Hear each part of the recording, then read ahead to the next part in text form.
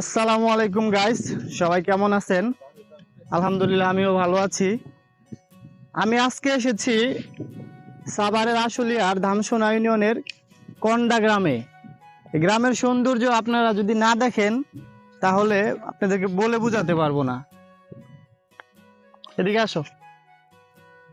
দেখুন চারপাশে সরিষা ক্ষেত এবং গ্রামের যে অপরূপ একটা সৌন্দর্য, তাই এখানে আসলে মূলত বোঝা যায়।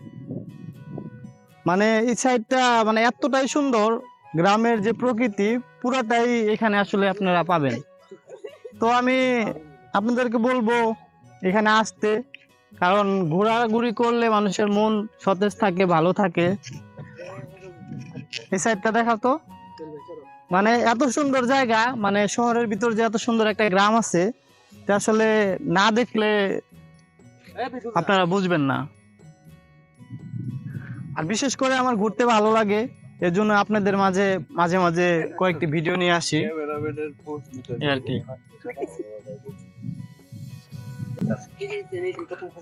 তো এইখানের সৌন্দর্য আপনারা যদি দেখতে চান, অবশ্যই স্বচক্ষে দেখতে গেলে আপনাদের এখানে আসতে হবে।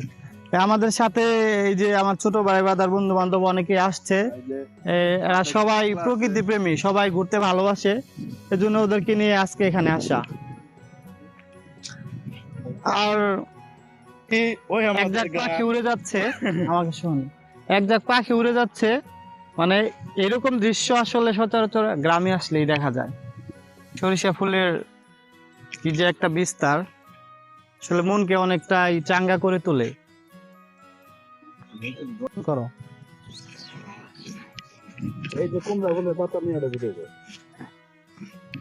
আজকে আমি অনেক হ্যাপি, কারণ এত সুন্দর প্রকৃতিতে আসার পর অবশ্যই আমার খুবই ভালো লাগছে।